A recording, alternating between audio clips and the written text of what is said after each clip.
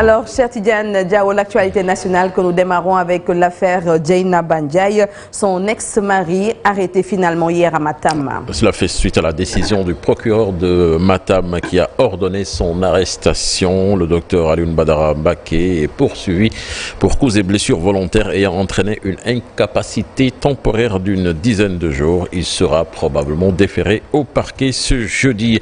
La famille de Dieynaba Ndiaye est toujours sous le choc. La maman espère la libération de sa fille dans les plus brefs délais. Elle a rencontré notre reporter Habib Faye.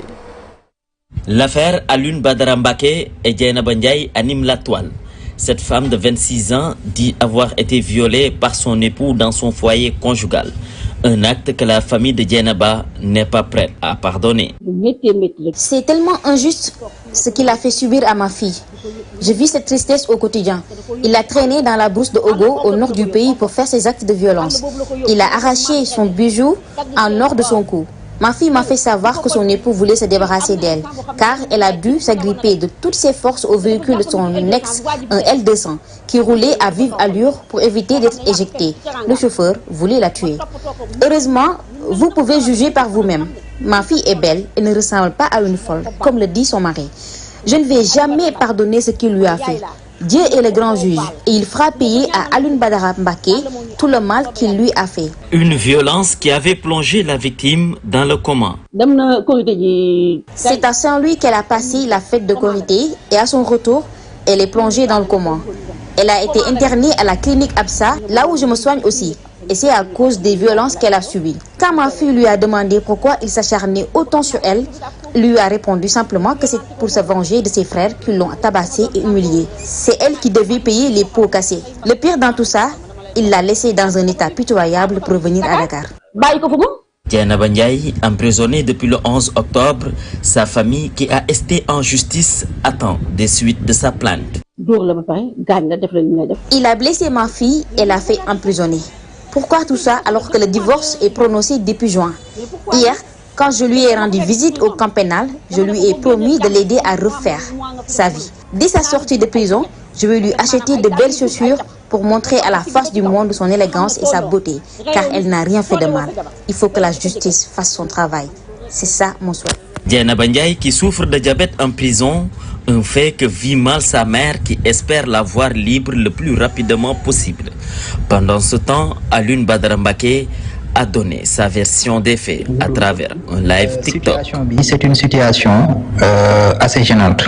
Et puis nous parlons politique avec les précisions de Valdiodio Ndiaye sur le cas d'Déthié Fall, déjà investi sur la liste. Donc Sam Sakadou, avant de rejoindre Pastef. Selon l'expert électoral, sur le plan juridique, le leader du PRP ne peut être enlevé de la liste déjà validée par le Conseil constitutionnel. Toutefois, s'il est élu député, la seule solution qui s'offre à lui serait qu'il démissionne pour une question d'éthique. Nous l'écoutons avec Fatimata Touré. Des convictions fortes. Dès le départ, on se met dans cette posture-là, c'est-à-dire ne pas être dans une dynamique d'une coalition. Ça, c'est un aspect. Maintenant, la lecture qu'on peut faire au plan juridique de sa posture, c'est que actuellement, les listes définitives sont actées par le Conseil constitutionnel. On ne peut plus revenir en arrière. Mais peut-être ce qu'il peut faire, je crois qu'il l'a déjà indiqué, c'est une fois que il est élu sur la liste de Sam Sakadou, si son nom, sa position passe, il peut bel et bien démissionner et je pense que c'est ce qu'il va faire. Je pense qu'il a essayé de se rattraper en termes de cohérence, ce qui n'est pas une mauvaise chose en soi. Mais à l'avenir, je pense que les hommes politiques gagneraient à plus de cohérence dans la démarche en amont et en aval. Voilà le débat entre Ousmane Sonko et Amadou Ba de plus en plus agité. L'école d'art oratoire et de leadership a proposé d'accueillir ce débat télévisé. Ses dirigeants soutiennent avoir été contactés par les services du Premier ministre Ousmane Sonko qui ont suggéré les dates du 28 ou 29 octobre prochain dans un communiqué. Ils disent que les deux parties ont ouvertement plutôt fait montre d'un intérêt pour la tenue de ce débat. L'idée de la Casamance autonome possible et dette morale de la situation coloniale au Sénégal. C'est un ouvrage à l'origine d'une incompréhension entre les concepteurs et certains universitaires et autres acteurs politiques. L'annonce de la cérémonie de présentation et dédicace à la librairie 80 a été annulée. Les opposants à l'ouvrage craignent une volonté de déstabilisation et de renouveau des idées séparatistes de la Casamance. Dans ce récit, deux acteurs qui étalent leurs idées sur l'ouvrage. C'est avec Aminata Mbaresso. Un ouvrage source de polémique avant même sa parution. L'idée de la Casamance autonome, possibles et dettes morales de la situation coloniale au Sénégal, un livre écrit par une historienne française, Séverine Awenengo d'Alberto. Et depuis l'annonce de la cérémonie de présentation et de dédicace dans une librairie de la place à Dakar, des voix s'élèvent pour alerter sur les menaces que cet ouvrage pourrait avoir sur la stabilité au Sénégal, mais également dans la région de Casamance. Parmi les premiers à condamner ce livre, le colonel Adama Diop, ancien chef de la division Médias et Stratégies à la DIRPA. Parler à l'heure actuelle de l'autonomie de la Casamance, c'est, comme on le dit dans le jargon militaire, remuer le couteau dans la plaie.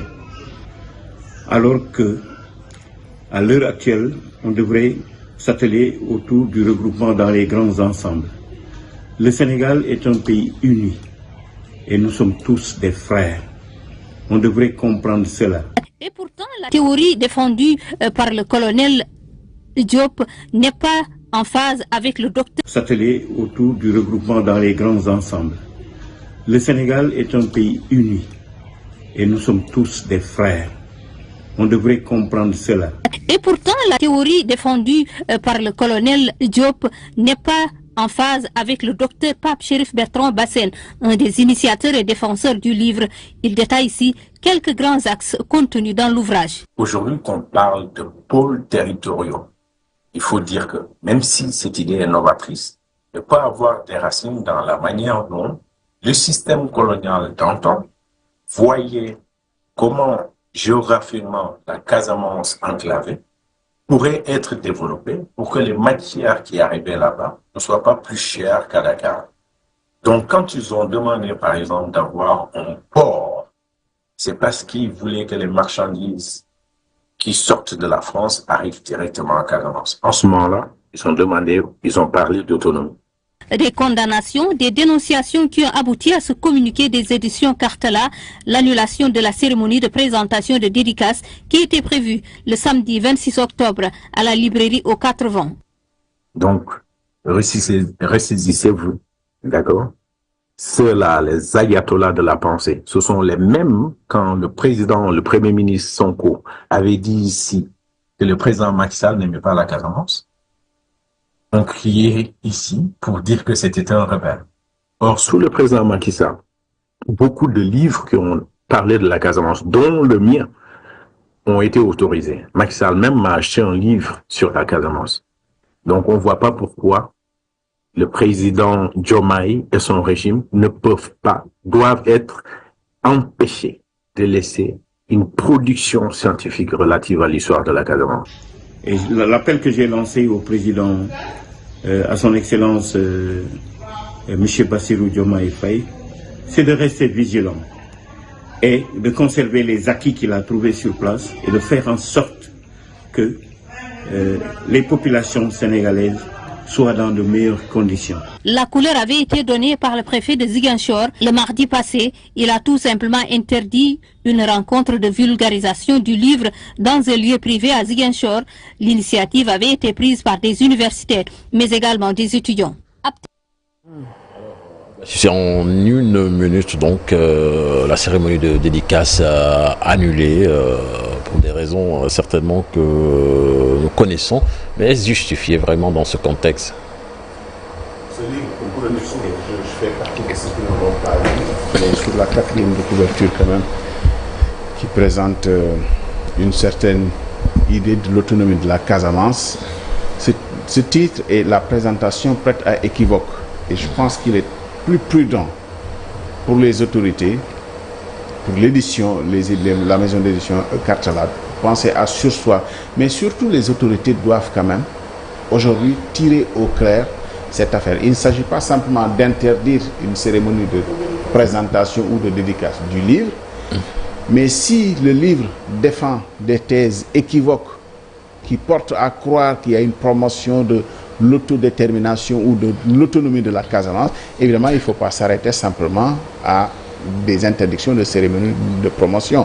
Maintenant, sous le couvert de travail scientifique, honnêtement, aujourd'hui, est-ce qu'il est opportun d'écrire sur l'origine qui pourrait justifier à l'époque l'autonomie de la Casamance? Je pense que cette question est totalement dépassée aujourd'hui. Ce travail scientifique peut rester un travail scientifique dans les laboratoires, mais pas un travail à large diffusion comme ça. Évidemment, l'auteur est connu comme quelqu'un qui a un parti pris pour la Casamance, mais pas parti pris dans le sens de partition. C'est-à-dire c'est quelqu'un qui vit, qui a un parti pris pour cette partie-là du Sénégal, mais cela ne doit pas amener quand même à développer des thèses qui feront croire qu'on est un peu nostalgique d'une autonomie de la Casamance. Voilà, merci Abdoulaye Cissé. Retenez que le chef de l'État du Sénégal est attendu en visite officielle en Arabie Saoudite et en Turquie. Il sera en Arabie Saoudite du 27 au 30 octobre prochain au Forum Future Investment Initiative 2024 avant de se rendre en Turquie du 31 au 1er